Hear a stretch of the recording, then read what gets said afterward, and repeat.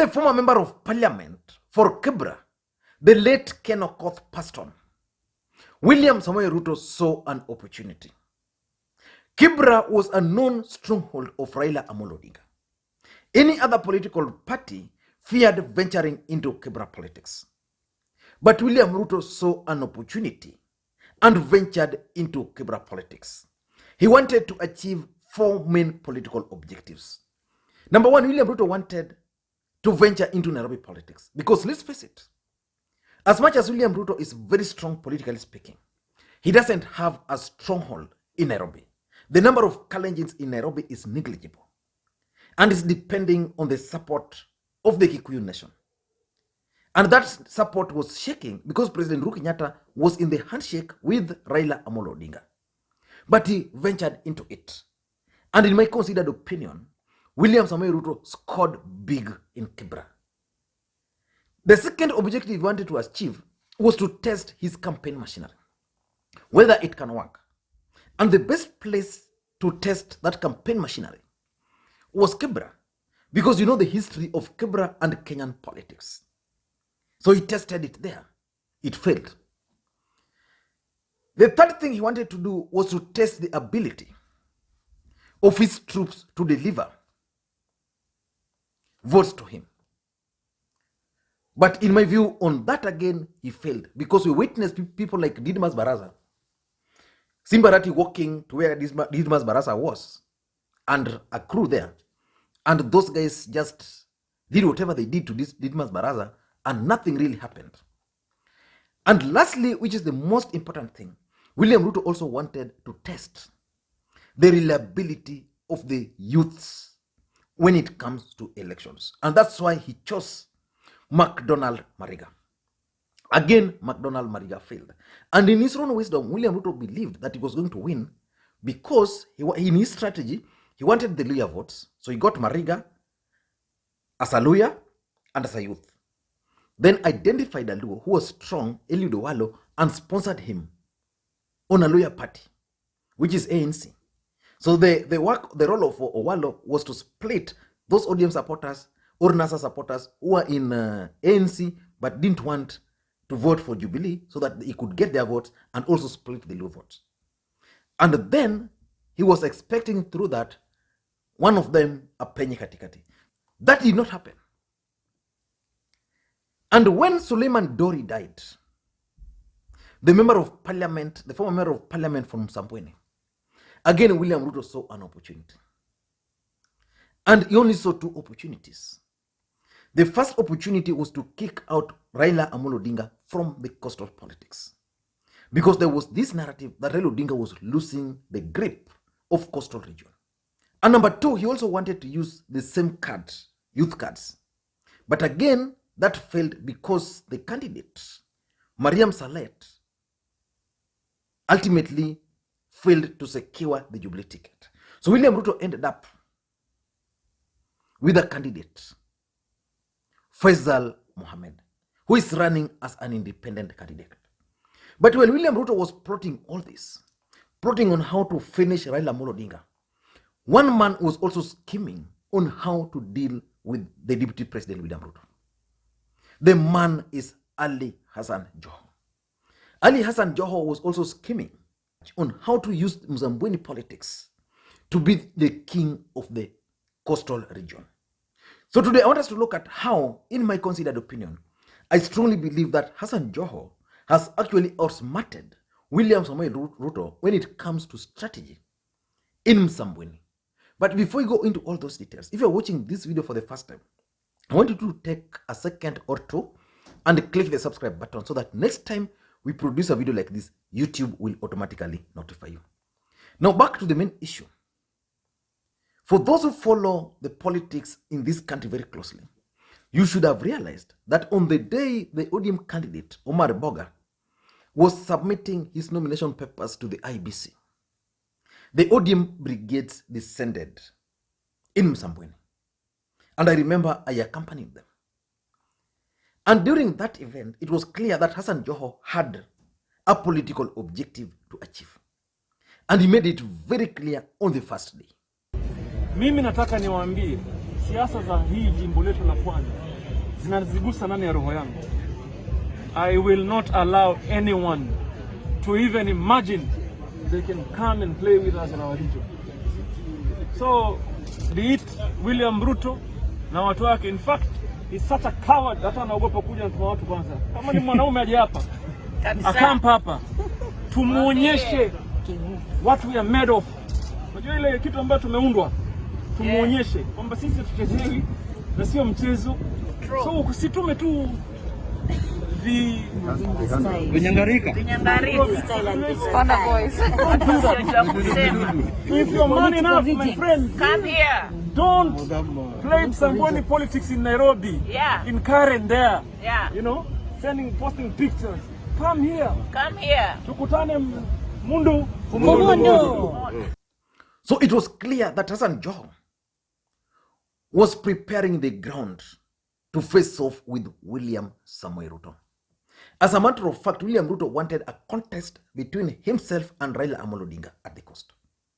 But Hassan Joho is setting a contest between Joho and William Samoei Ruto. And the main reason why Joho is doing this is two. Number one, in case of a win, then he's going to take credit for that win. And in case of a loss, then that loss is not credited or blamed on Raila Odinga.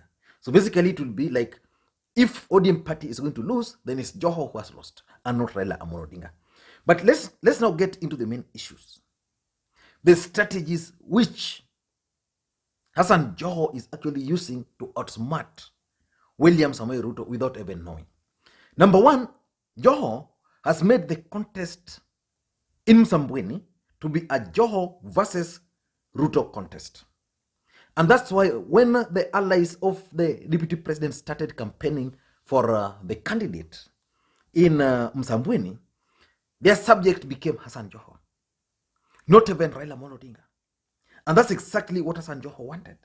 And I was surprised that yesterday, when Oscar Sudi and other Jubilee brigades, not other Tanga brigades, descended into Msambweni, this is what Oscar Sudi said. Basically a contest between Joho and Ruto. Mimi na Gavana Joho na Gideon Moi, sisi ni watu wa class moja. Kwa upande wa masomo, maneno yote ingine. Lakini Mburia na watu wengine tuenda huko, ni watu nafikiri wako na makaratasi ile jeni. So nilikuwa naambia Joho asidhani kuuza dawa ni kupata umaarufu. Asidhani kupata pesa ni kupata umaarufu ya matusi. Sisi tumekuja hapa South Coast kama mandugu na marafiki waliokuwa wa marehemu Dori, na vile vile tumekuja kusimama na mwenye tunajua ya kwamba hata Dori angeulizwa kule kaburini ni nani angesaidia, angesema mchague huyu mwenye anafanya kazi na President kwa muda mrefu. Na mnajua ya kwamba pia Dori alikufa kwa sababu ya frustration ya ODM na Raila Odinga. Na mnaona hiyo frustration inasukuma Aisha Juma mpaka leo ako kotini kila siku kwa sababu msimamo yake mkali wa kisiasa. Sasa tuambia mabwenyenye ni muda mfupi sana mko naye. So basically what's going to happen is simple. Assuming the ODM candidate is going to win, because all projections, the Radio Africa had their projections, which had Faisal at 15%. The ODM candidate, I think, was at 48%. Other polls have also indicated that the ODM candidate is going to win. Assuming the ODM candidate is going to win, who is going to take credit for that? Ali Hassan Joho, not Raila Odinga. So it's going to appear as if Hassan Joho, who the allies of William Samoei Ruto were blaming, has actually emerged the winner. So that's number one.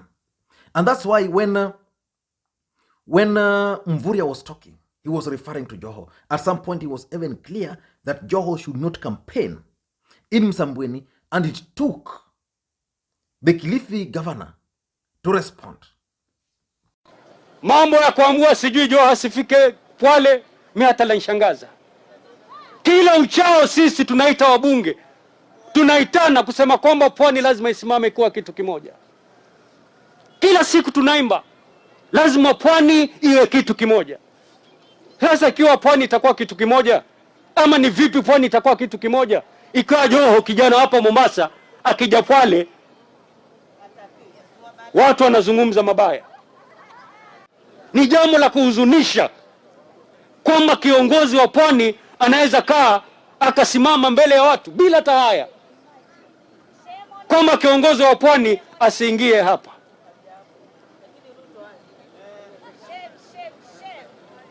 Kijana hapa Mombasa asifike Kwale, lakini mtu wa kutoka Ukambani, wa kutoka bonde la Ufa akija ni hatu Sengenya hatu ni huyo Ruto. Upwani utaingia vipi? Una upwani undaza. The second strategy which I think is also working in favor of Hassan Joho is the fact that Hassan Joho was able to rally the support of President Uhuru Kenyatta and also the support of Raila Odinga towards Omar Boga. Assuming President Uhuru Kenyatta did not endorse Omar Boga, it would have been possible for Team Tanga Tanga to go to the ground and claim that it's indeed William Ruto and Uhuru Kenyatta who are in government. The mere fact that President Uhuru Kenyatta endorsed this guy confirmed just one thing, that Ruto and his allies are in the opposition, and that Raila Odinga and Uhuru Kenyatta's handshake is actually working. In my considered opinion, the mere fact that he was able to rally, because let's face it, the guy who rallied Uhuru Kenyatta to support Faisal, to support Omar Boga, in my view, is none other than Ali Hassan Joho. Number 3, which is also very important, is that Ali Hassan Joho is using this by-election to emerge as the outright, as the clear leader, coast political leader. That's exactly what's happening. And that's why when Mvurya talked about Mombasa governor not coming to Kwale, then the governor for Kilifi, who is most senior in my own opinion to Joho, weighed in defense of Joho. What was he trying to tell you? He was actually confirming that Joho is the clear winner, is the clear leader of the coastal people. Every other leader who's been campaigning for Omar Boga in Kwale is actually mentioning the name of Joho. Omar Boga's poster has the picture of Raila Odinga, has the picture of Uhuru Kenyatta and Hassan Joho. So basically, Hassan Joho is using the opportunity to emerge as the clear political leader from the coastal region. That's number 3. And lastly, Hassan Joho has decided to own the ODM candidate. So basically, if you ask anybody in Msambweni, the ODM people on the ground there, because I'm talking to some of them, they're telling me that that campaign is actually owned by Ali Hassan Joho. His brigades from Mombasa is on the ground. He has dispatched the youth wing and youth league, both from Kilifi, Kwale, Taita Taveta, and Mombasa. They are currently in Msambweni. And by owning the candidate, it means he's going to take credit for that win. And remember, William Ruto is also hoping to win in Msambweni, because Msambweni is also a do or die for William Samoei Ruto. And I remember my friend Hassan Omar Sarai stating in one rally that is the only opportunity they have as the people of coast to kick out Raila Odinga from the coastal politics. A win for William Ruto's candidate is going to be a big blow to Raila Odinga. In fact, it's going to re-energize the Tanga brigades from the coastal region. But what is going to happen, in your view, if they're going to lose? It's going to be serious backlash on them. So they won't even have the moral authority. Today they've been chest thumping, showing how strong they are. But the moment the results will be announced, and the result, the moment they'll realize that they've lost, that's the moment Team Tanga is going to disintegrate. Because let's face it, Joho is exiting the county politics. Kingi is likely to exit the county politics. In Kilifi, Mungaro is going to make a comeback. In Mombasa, is going to take over from Joho. I still don't know. But Shebal, who was also in Kwale campaigning for Omar Boga, is a potential candidate. What about in Kwale? Kwale County is the only county in Mombasa where ODM did not win the governorship, did not win, not really win, because even Taita Taveta ODM did not win because of confusion. But in Kwale is the only county in the coastal region where I think the president and his deputy did not even get 10% or 15%. They got less than 12%. But they ended up winning the governor. I think they also won the women rep. They won a member of parliament. Yeah, they also won member of parliament. In Kilifi, for example, it was a clear ODM from MCS to the top. Let us wait and see how the events are going to unfold. Thank you guys, and please, may you have a good day. But I strongly believe that Hassan Joho is actually outwitting or outsmarting William Ruto when it comes to strategy in Kilifi.